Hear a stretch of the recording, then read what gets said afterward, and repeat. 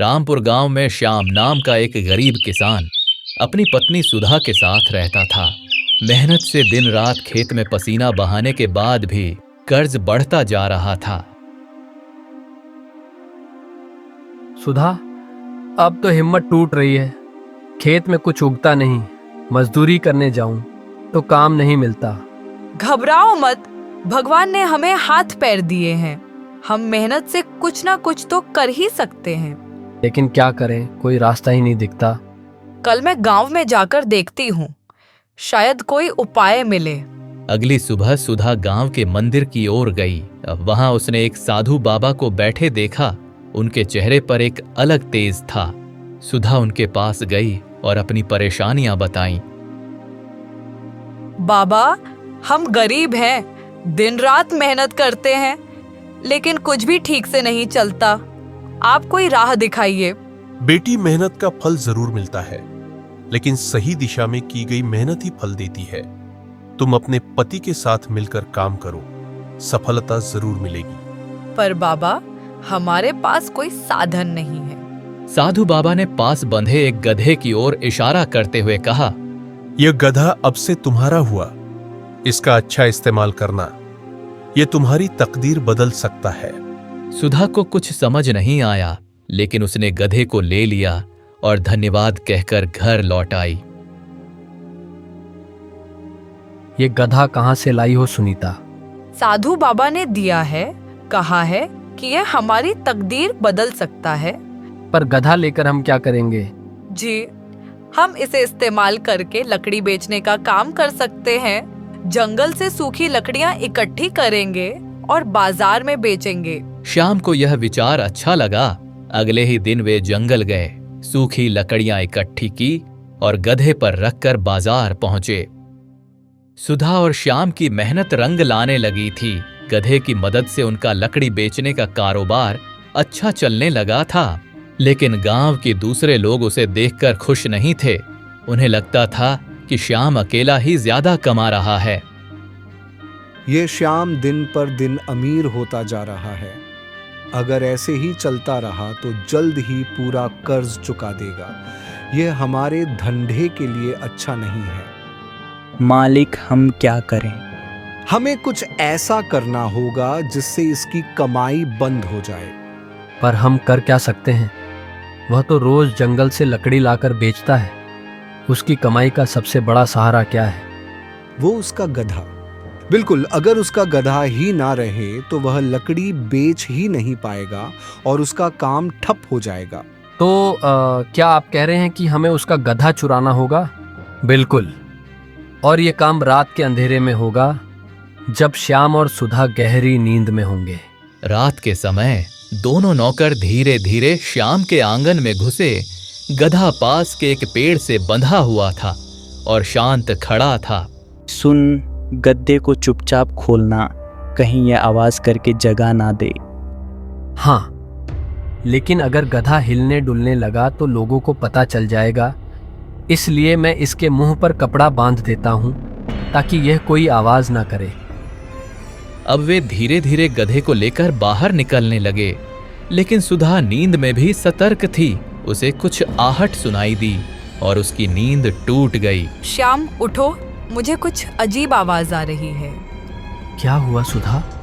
इतनी रात को कौन आएगा? सुधा ने जल्दी से खिड़की के बाहर झांका। उसने देखा कि दो लोग उनके आंगन में हैं और गधे को ले जा रहे हैं।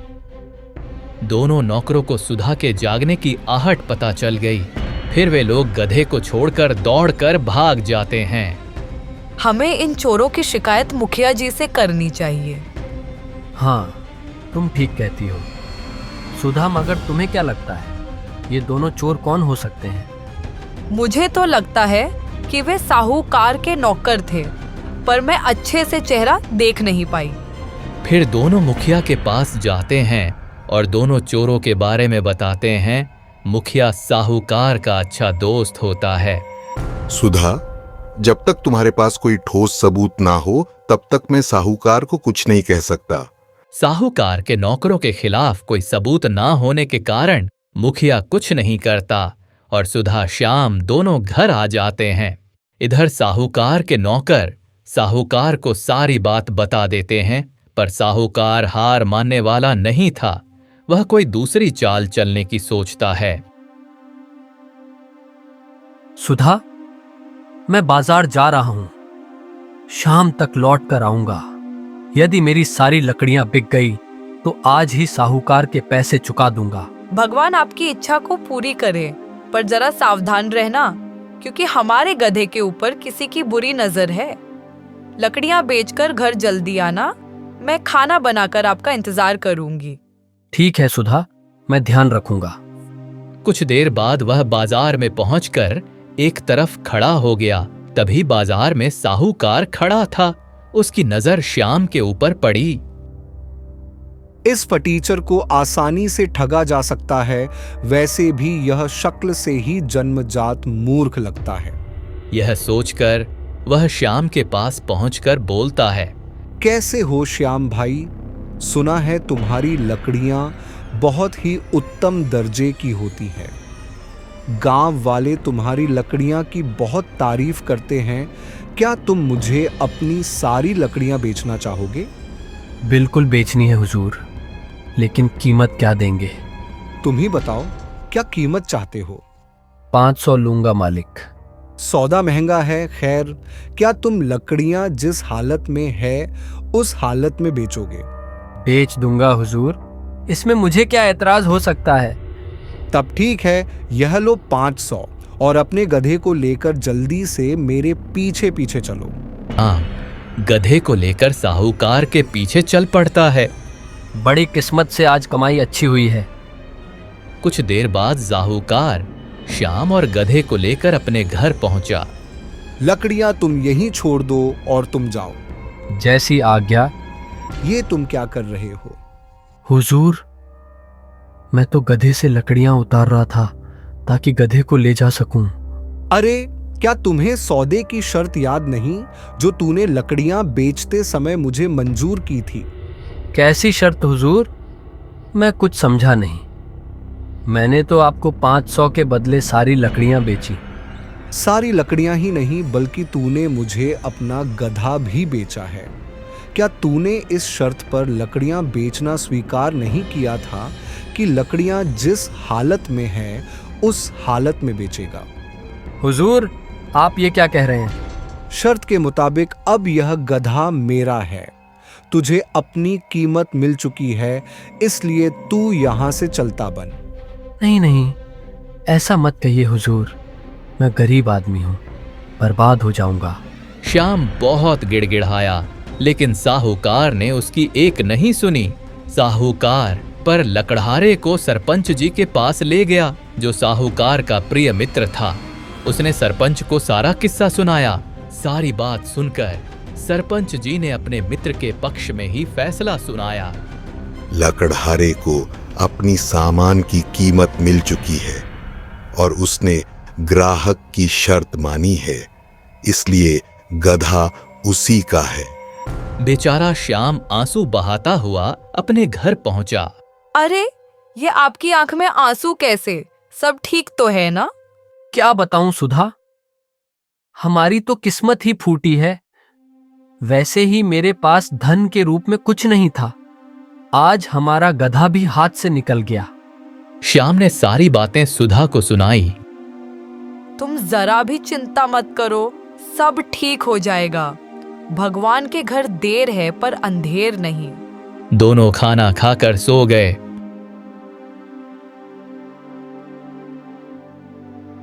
लाओ, वो 500 जो तुम्हें साहूकार ने कल दिए थे, वो रुपए मुझे दे दो। मैं आज फिर से एक गधा खरीद कर लाऊंगी और मैं खुद बाजार में जाकर लकड़ी बेचूंगी।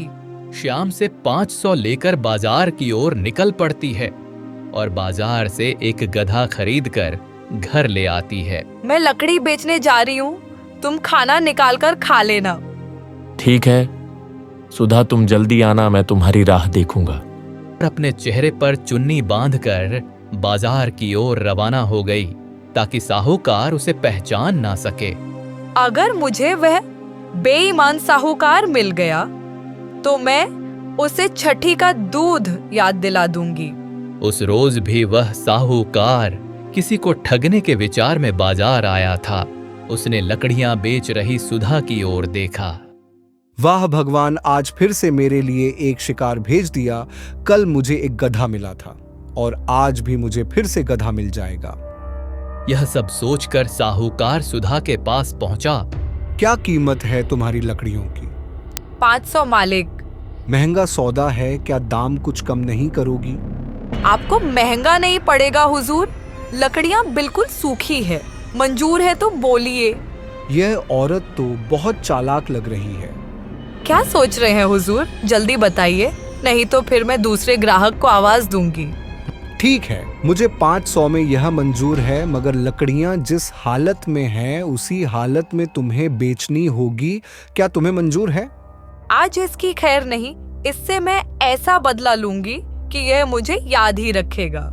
अरे जल्दी करो, मेरे पास पालतू वक्त नहीं है। ठीक है हुजूर, बेच दूंगी, पर मेरी भी एक शर्त है कि आप भी मुझे पैसे उसी हालत में देंगे जिस हालत में वे पैसे होंगे। ठीक है, मुझे यह शर्त मंजूर है। अब देर ना कर, अपने गधे के साथ मेरे पीछे पीछे चल। सुधा भी अपने गधे को साहूकार के पीछे पीछे लेकर चलने लगी। बेईमान कहीं का, अपने आप को बड़ा होशियार समझ रहा है। जब बात सामने आएगी तो खून के आंसू रोएगा। यह सब सोचते हुए सुधा साहूकार के घर पहुंच गई। हुजूर, लकड़ियां कहाँ रखूं? अरे मूर्ख औरत, तुमने क्या सौदा किया था? शर्त याद है या मैं याद दिलाऊंगा? अब ये गधा मेरा है, चलो इसको अब खंभे से बांध दो। ओ, यह शर्त तो मैं भूल ही गई थी, माफी चाहती हूँ। अभी गधा बांध देती हूँ। जरूर लो, संभालो अपनी सौदे की कीमत। हुजूर, यह आप क्या कर रहे हैं? सौदे के हिसाब से लकड़ियां जिस हालत में थी उस हालत में लकड़ियों के साथ साथ मेरा गधा भी आपको मिल गया। लेकिन आपने मुझसे भी तो यह वादा किया था कि आप पैसे उसी हालत में देंगे जिस हालत में वह होंगे।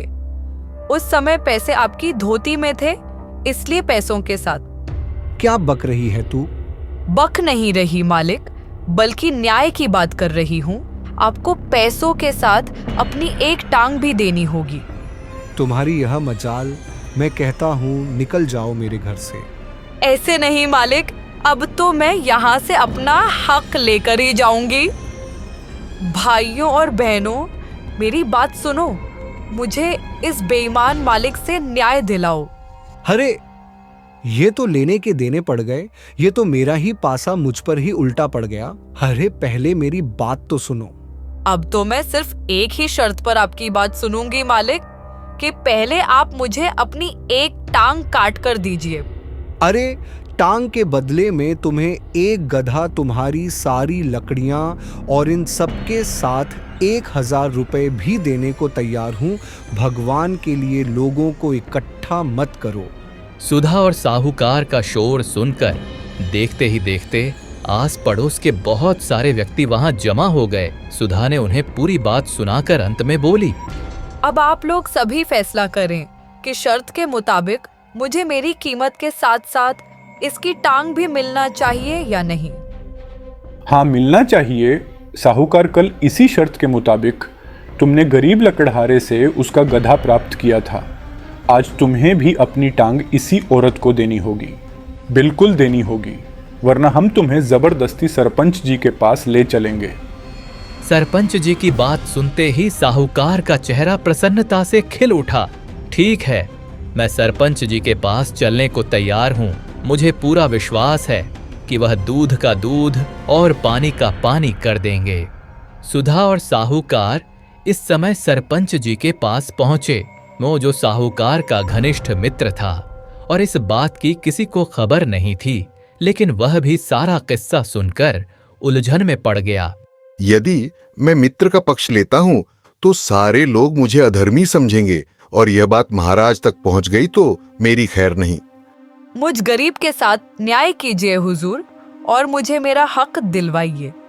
हम इस नतीजे पर पहुंचे हैं कि दोषी यह साहूकार ही है और तुम्हारी मांग जायज है, लेकिन बेटा तुम एक इंसान की टांग लेकर क्या करोगी? यदि मेरी मानो तो टांग के बदले जो कुछ भी साहूकार दे रहा है उसे के अतिरिक्त 1000 और ले लो। नहीं सरपंच जी, मुझे तो शर्त के मुताबिक इसकी एक टांग ही चाहिए। सरपंच ने सुधा को बहुत समझाया। ठीक है हुजूर, यदि आप कहते हैं तो मैं 1 लाख के बदले अपना दावा वापस ले सकती हूँ। मैं इसकी यह शर्त पूरी करने को तैयार नहीं हूँ, यह कीमत बहुत ज्यादा है। हुजूर, यदि यह कीमत इसकी 1 टांग से ज्यादा है तो मुझे 1 टांग ही स्वीकार है। कृपया आप देर ना करें, इसकी 1 टांग काट कर दिलवाइए। मेरे पति मेरा इंतजार कर रहे होंगे। बेचारा सरपंच जी अपने मित्र के बचाव के लिए कुछ ना कर पाया। वह मौका ही ऐसा था कि उसे मजबूरन साहूकार से कहना पड़ा। साहूकार, कसूर तुम्हारा है। शर्त के मुताबिक अपनी टांग काट कर देना या फिर 1 लाख, यह हमारा फैसला है। मजबूरन साहूकार को सुधा को 1 लाख और साथ में गधा भी देना पड़ता है। साहूकार से पैसे लेकर खुशी खुशी सुधा घर आ जाती है।